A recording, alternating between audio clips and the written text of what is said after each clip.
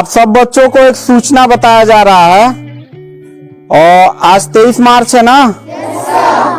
तो भारत सरकार का तुगलकी फरमान जारी हुआ है कि आप सब बच्चों का विद्यालय फिर बंद किया जा रहा है क्योंकि कोरोना बढ़ रहा है। शांत रहिए कि आपका विद्यालय आज से 31 मार्च तक विद्यालय बंद रहेगा, ठीक है।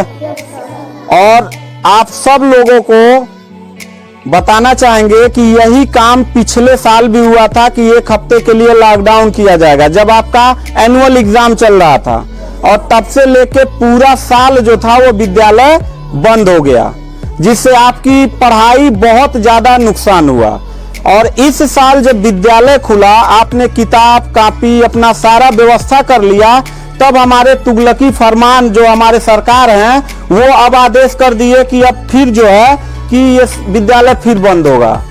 माननीय योगी आदित्यनाथ महाराज जी, मैं आपसे पूछना चाहता हूं कि आप बच्चों के भविष्य के साथ और जो प्राइवेट अध्यापक विद्यालय में पढ़ा के अपनी रोजी रोटी कमा खा रहे हैं, उनके पेट पे लात क्यों मार रहे हैं? इन बच्चों के भविष्य के साथ खिलवाड़ क्यों कर रहे हैं? ठीक है, कोरोना अगर बढ़ रहा है, विद्यालय बंद था, पूरे साल में किसी एक अध्यापक ने, किसी एक प्रबंधक ने कभी भी विद्यालय खोलने के लिए कोई धरना प्रदर्शन नहीं किया और हम लोगों ने पूरा सपोर्ट किया। लेकिन बीच में अगर कोरोना फैल रहा है तो मैं आपसे पूछना चाहूंगा कि जब गोरखपुर महोत्सव आप करा रहे थे तब कोरोना फैल नहीं रहा था। जब आप आके यहाँ पे इलाहाबाद के प्रयागराज में कुंभ का मेला लगवा रहे थे तब कोरोना नहीं फैल रहा था, जहाँ पे करोड़ों लोग स्नान करने गए। और अभी हरिद्वार में महाकुंभ का आयोजन आप करवा रहे हैं तब कोरोना नहीं फैल रहा है। बिहार में चुनाव हो रहा है तब कोरोना नहीं फैल रहा है। और विद्यालय जो बच्चों का सबसे देश की रीढ़ की हड्डी होते हैं, जिनकी बुनियादी शिक्षा, प्रारंभिक शिक्षा आप बिल्कुल बर्बाद कर दिए हैं पिछले 2 साल से, और अब जाके फिर लॉकडाउन आप लगा रहे हैं। तो आपसे पूछना चाहेंगे कि बच्चों के भविष्य के साथ आप मैच क्यों खेल रहे हैं? ये जितने भी बच्चे हैं, अगर 1 मार्च आप 1 अप्रैल बोले हैं, 1 अप्रैल तक अगर विद्यालय नहीं खुला तो इन सारे बच्चों को लेके मैं रोड पे बैठ जाऊंगा। ये मैं आपको खुला चैलेंज कर रहा हूं, क्योंकि बात सिर्फ मेरे तक का नहीं है, इन सारे बच्चों का भविष्य है। और इन सारे बच्चों का भविष्य आप लोग अंधकार में डाल रहे हैं। आप लोग खुद नहीं चाहते हैं कि देश का बच्चा पढ़े, पढ़ के कुछ लायक बने। आप लोग अपना जब रैली निकालना रहेगा, चुनाव रहेगा, तो कोरोना आपके पास नहीं रहता है। और जब आपको लगेगा कि आपके विपक्ष में लोग खड़े हो रहे हैं तो आप कोरोना का ड्रामा करा के विद्यालय को सबसे पहले आप बर्बाद कर रहे हैं। आप बताइए, विद्यालय में आप गोरखपुर जिले में 193 लोगों ने अपने विद्यालय की मान्यता निरस्त करा लिया। जानते हैं क्यों? महंत योगी आदित्यनाथ जी, क्योंकि वो लीज पे चलाते थे और उनका भाड़ा हुआ करता था 40,000 45,000 रुपया मंथली हुआ करता था। वो भाड़ा न चुकाने के वजह से, चूंकि मालिक को भाड़ा चाहिए, उन लोगों ने अपनी मान्यता निरस्त करा दिया। और सरकारी जो स्कूल है उनकी हालत तो पहले से मतलब खस्ता हो चुकी है। तो ऐसे कंडीशन में गार्जियन करे तो क्या करे और हम अध्यापक करे तो क्या करें? ये जितने भी 16-17 स्टाफ हैं, इन सब लोगों की रोजी रोटी चलती है इन बच्चों के और इस विद्यालय के संस्था से।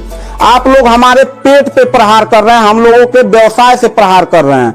अगर आपको लग रहा है कोरोना है, ठीक है, विद्यालय बंद कर दीजिए, तो आप ये भी अपनी नियत को साफ करिए कि कुंभ का जो मेला महाकुंभ का लगवाने वाले हैं उसको भी कैंसिल कर दीजिए। और जो गोरखपुर महोत्सव और गोरखनाथ का मेला लगवा के आप ड्रामा करवा रहे हैं वो भी बंद करवाइए। यानी आप खुद नियम का पहले फॉलो करिए, हम लोग नियम को फॉलो करने के लिए तैयार हैं। अगर लास्ट में जाते जाते यही कहेंगे, इन बच्चों को चेहरों को देखिए, इनके माता पिता ने सारे बच्चों का, किनका मोबाइल बज रहा है, साइलेंट कर लीजिएगा सर। इन सब बच्चों के माता पिता ने, बच्चों कितने लोगों ने आप किताब कापी अपना सारा कंप्लीट कर लिए हो? पता है, एक एक बच्चों की किताब कापी 2-2 हजार रुपए की आती है। आप फिर लॉकडाउन लगा दिए, इनकी पूरी पढ़ाई बर्बाद हो गई। अब यानी आपने 1 हफ्ते का लगाया है, आपकी नियत पे तो मुझे 100% विश्वास है ही नहीं है कि आप करोगे क्या। आप पूरे साल पढ़ाई बर्बाद करोगे। हाथ नीचे करिए। अब ये बच्चे करेंगे क्या? किताब लेकिन के गार्जियन करेंगे क्या? हम लोगों ने पूरा कोऑपरेट किया सरकार को। जितना दिन लॉकडाउन लगा था उतना दिन का मैंने पूरे सभी विद्यालय के लोगों ने शुल्क माफ कर दिया, चूंकि गार्जियन के ऊपर कोई लोड न पड़े। हम लोगों ने टीचरों को पेमेंट नहीं किया, क्योंकि हम लोगों ने जब फीस नहीं लिया तो पेमेंट कहां से करें।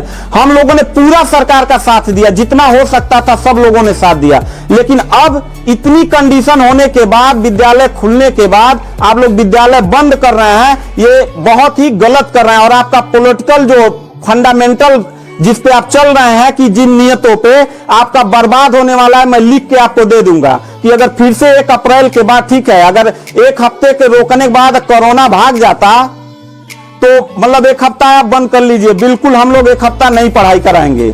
लेकिन अगर फिर साल भर का ड्रामा आपने किया तो निश्चित तौर पे याद रखिएगा कि तानाशाही उतना ही अच्छा लगता है जितना तानाशाह के अंत होने का समय ज्यादा दूर हो, और आपका समय बिल्कुल नजदीक आ गया है। तो मैं उम्मीद करता हूं कि आप ये काम बिल्कुल मत करिएगा। 1 अप्रैल के बाद अगर विद्यालय फिर से आप बढ़ाएंगे तो इन सब चेहरों को देख लीजिए और इनके गार्जियन को लेके, अपने पूरे स्टाफ को लेके जिले से लेके मैं प्रदेश लेवल तक धरने पे बैठूंगा, इस बात को याद रखिएगा।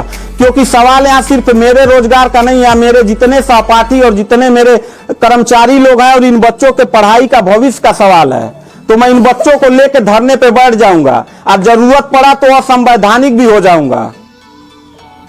इसी के साथ मैं सरकार से रिक्वेस्ट करूंगा कि अगर 1 हफ्ता में बंद करने से कोरोना भाग जाता है तो हम सब लोग आपके साथ हैं, अगर नहीं भागता है तो 1 अप्रैल से छोड़ दीजिए।